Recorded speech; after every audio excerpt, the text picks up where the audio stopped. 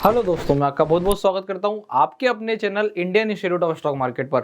आ चुका है एक और सबसे बड़ा आईपीओ। तो मैंने सोचा कि आप लोगों के लिए स्पेसिफिकली इस वाले पॉइंट ऑफ टाइम पे ये वाली वीडियो आनी चाहिए, जिसमें आप लोगों को पता हो एटलीस्ट कि आपको क्या लिस्टिंग गेन मिलने वाले हैं अगर आप अप्लाई करते हो तो, और अगर आप लंबा विजन लेके चलते हो तो क्या सिनेरियो बनेंगे। ये जो सारे पॉइंट है अपन इस वाले वीडियो में चर्चा करने वाले हैं। आईपीओ किसका है? आईपीओ है एनटीपीसी ग्रीन एनर्जी का। अब ये कंपनी क्या करती है, तो नाम से समझ में आ रहा है, जहां ग्रीन आ गया वहां समझ के चलना या तो सोलर से काम होगा या विंड से काम होगा, क्योंकि अभी ऐसी टेक्नोलॉजी नहीं बनी है कि किसी और से काम हो। ये चीज का भी आपको ध्यान रखना है। अभी हमने इतना एडवांस नहीं किया, हम कहां बात रख के चल रहे हैं। ग्रीन है मतलब यहाँ पे सोलर होगा, और वही आपको पढ़ने में भी दिख जाएगा। यहाँ पे आपको दिखाई देगा कि लगभग लगभग वो जो है 3071 मेगावाट किससे बनाते हैं? सोलर से बनाते हैं। और बाकी का 100 मिलियन किससे बनाते हैं? विंड प्रोजेक्ट से, जो कि कहां पे चलते हैं? 6 स्टेट्स में चलते हैं। ये जो कंपनी है ये एनटीपीसी के अंतर्गत आ जाती है, और साथ साथ में ये गवर्नमेंट बेक्ड कंपनी है। ये चीज का आपको ध्यान रख करके चलना है। यहाँ पे गवर्नमेंट का सबसे बड़ा समर्थन है, क्योंकि जहां सोलर आ जाएगा वहां गवर्नमेंट का समर्थन आपको मिल जाएगा। तो ये चीज का ध्यान रखते हुए हम आगे की तरफ बढ़ते हैं। कंपनी ने अपने सारे प्रोजेक्ट्स के बारे में बताया कि कहां कहां वो कितना मिलियन वॉट प्रोडक्शन करते हैं, आप आराम से चेक कर सकते हैं।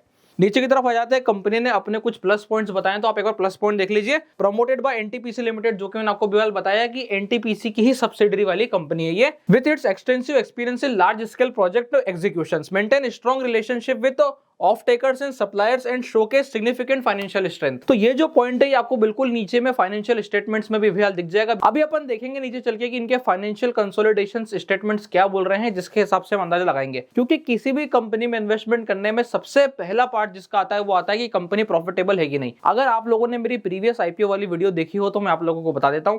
हमने गोदावरी बायो रिफाइनरी का बोला था कि लिस्टिंग गेन नहीं मिलेंगे, हो सकता है नीचे खुले, वही हुआ। मार्केट गिर रही है और गिरती मार्केट में अगर आईपीओ आते हैं तो मैं बता रहा हूं लिस्टिंग गेन नहीं मिलते हैं या ना के बराबर मिलते हैं। ठीक इसी प्रकार से एसीएमई सोलर जो इसके पहले आया था, मैंने उसके बारे में भी कहा था कि सोलर देख करके एकदम कूद मत जाना, वहां पे भी 12% नीचे खुला है। तो इसलिए हमें एक चीज ध्यान रखनी है, एकदम से सोलर देख के चढ़ नहीं जाना है। जहां सोलर 66 होगा, जैसे वारी एनर्जी जिसकी मैंने आपसे बात करी थी, वहां पे अपना अजम्पशन 80% का था और 50-60% के आसपास का उसने लिस्टिंग गेन दिया भी था।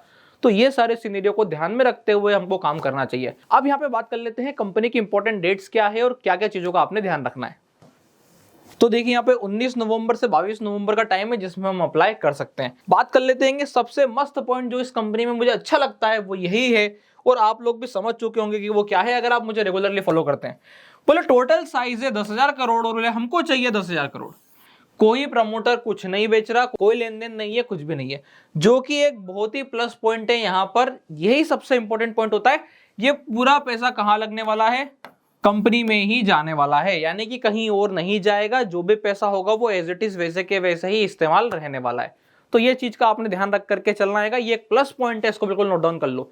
सबसे बड़ा प्लस पॉइंट यही आता है, जो कंपनी गिरते मार्केट में भी अगर आपको 10% का लिस्टिंग गेन दे देगी तो यही पॉइंट लेकर के चलेंगे आप, कि अभी देगी कि नहीं देगी वो अपन चर्चा करेंगे। अभी आपको ओवरऑल सिनेरियो लेके चलना है कि ये जो प्लस पॉइंट है ये आपके लिए काफी हेल्पफुल रहने वाला है डिसीजन मेकिंग के लिए। अब नीचे आ जाते हैं।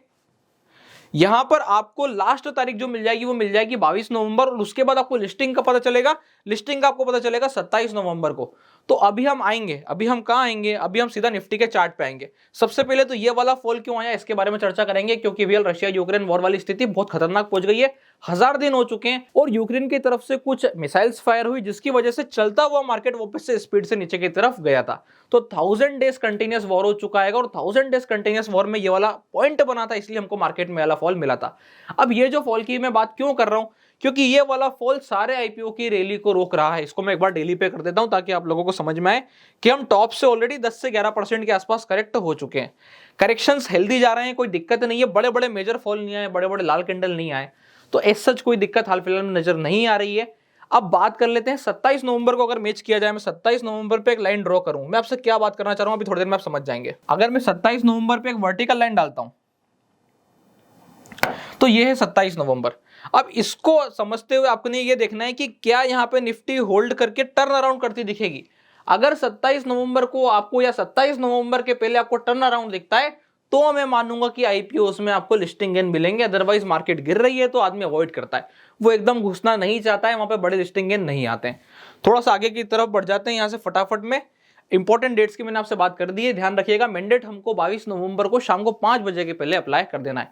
अभी यहाँ पे बहुत सारे लोगों को कंफ्यूजन रहेगा कि क्या मैं शेयर होल्डर कोटा और रिटेल दोनों से लगा सकता हूं, तो जी हां बिल्कुल आप दोनों से लगा सकते हैं। अगर आपने 11 नवंबर के पहले पहले एनटीपीसी का स्टॉक बाय कर लिया होता तो डेफिनेटली अब आप क्या कर सकते थे, आप आराम से रिटेल कैटेगरी प्लस साथ में आप जो है शेयर होल्डर कोटा से भी जा सकते थे। अब सबसे इंपॉर्टेंट पार्ट पे आ जाते हैं कि कंपनी का ऑब्जेक्टिव क्या है, कंपनी को पैसे चाहिए क्यों, क्योंकि 10,000 करोड़ तो आप ले रहे हो, तो 10,000 करोड़ क्यों चाहिए देखिए देखते हैं। 10,000 करोड़ की जो मेन रिक्वायरमेंट है वो आती है कि इनको क्या करना है, एनटीपीसी रिन्यूएबल एनर्जी लिमिटेड जो है उसके लिए फंडिंग चाहिए। ये जो पैसा ले रहे हैं ये रिन्यूएबल एनर्जी वाले पार्ट में डिप्लॉय करेंगे और उसके प्री पेमेंट की बात कर रहे हैं, जो उसके पास जो बोरिंग्स होगी इनके रिन्यूएबल एनर्जी वाली सब्सिडरी की, उसके प्री पेमेंट की बात कर रहे हैं। तो ओवरऑल ये पैसा वहां पे इस्तेमाल करने वाले हैं, मोस्ट ऑफ जो पैसा है वो वहां पे इस्तेमाल करेंगे, और दूसरा जो है ये पैसा इस्तेमाल करने वाले हैं जनरल कॉर्पोरेट पर्पस के लिए, जो कि हर कंपनी करती है। अब यहां से सबसे इंपॉर्टेंट पॉइंट निकल के आता है कि फाइनेंशियल स्टेटमेंट्स क्या बोल रहे हैं, और फाइनेंशियल स्टेटमेंट्स के हिसाब से हमें डिसीजन लेना होगा। तो यहाँ पे हम आ जाते हैं सीधा सीधा फाइनेंशियल स्टेटमेंट्स पर। अभी 2 साल पुरानी ही कंपनी है तो यहाँ पे ज्यादा डाटा आपको नहीं मिलेगा। उसके हिसाब से अगर आप समझो तो यहाँ पे सबसे पहले अगर हम बात कर लें एसेट्स की, तो यहाँ पे अच्छी ग्रोथ है और उसके बाद फिर से बढ़िया ग्रोथ है। पर ये ग्रोथ कहां से आ रही है, मुझे ऐसा लग रहा है कि वाली ग्रोथ बोरोइंग से आ रही है। तो आपको एकदम एसेट देख के खुश नहीं हो जाना, इनकी बोरोइंग भी साथ साथ बढ़ रही है, तो बोरोइंग के कारण इनके एसेट बढ़ती नजर आ रही है। बोरोइंग को कम करने की आवश्यकता है, ये काफी बड़ी बोरोइंग है। देखो जितना पैसा वो ले रहे हैं उससे ज्यादा बड़ी बोरोइंग है।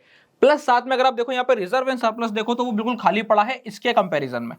तो यहाँ पे ये एक नेगेटिव पॉइंट आता है, हमें रिजर्व एंड सरप्लस एटलीस्ट इसको मेंटेन करता हुआ चाहिए है, ताकि आपका वो कंसिस्टेंट बना रहे कि आप जो पेमेंट करो वो पेमेंट पे इतना इफेक्ट ना आए। अभी क्या होता है, इनका प्रॉफिट आफ्टर टैक्स इतना कम क्यों आ रहा है, ये आपको दिखाई दे रहा है 1,000 करोड़ का रेवेन्यू कर रहे हैं, यहाँ पे 175 करोड़ ही आ रहे हैं।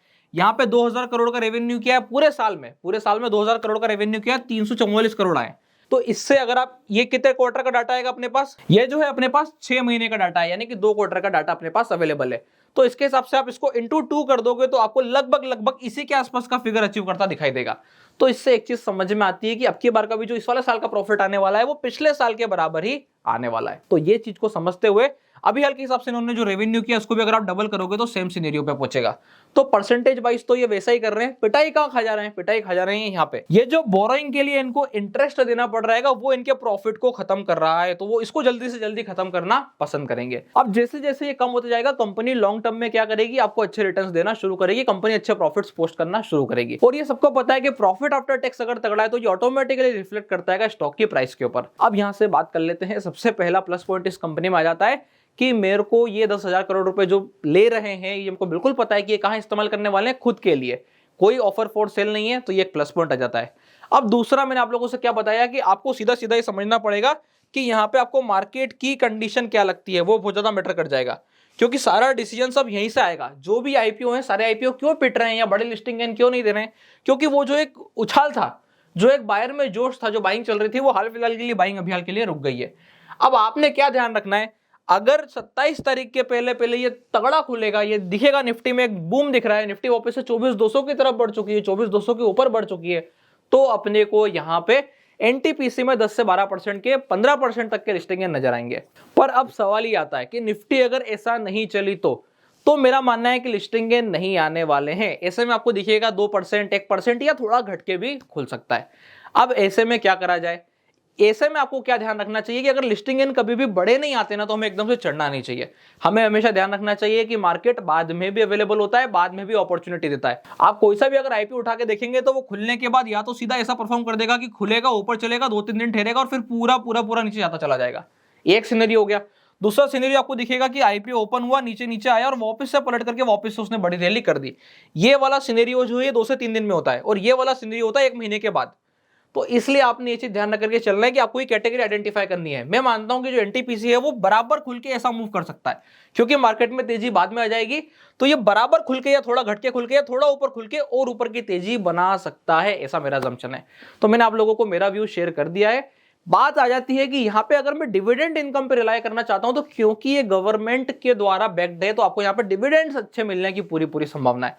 तो ये कंपनी पे अगर मैं बेट करूंगा, और मेरा अगर व्यू आप जानना चाहेंगे, मेरा पर्सनल व्यू है, मैं आप लोगों के साथ शेयर कर देता हूं कि लॉन्गर टर्म सिनेरियो से अगर आप लेके चलते हैं और किसी एनर्जी वाले सेगमेंट में आपको जाना है, वो भी ग्रीन एनर्जी वाले में, तो डेफिनेटली यहां पर बाकी सारी कंपनी को छोड़ के एनटीपीसी एक बेटर होल्ड रख के चलती है। ये था ओवरऑल सिनेरियो जब हम बात करते हैं एनटीपीसी ग्रीन एनर्जी की, आईपीओ की।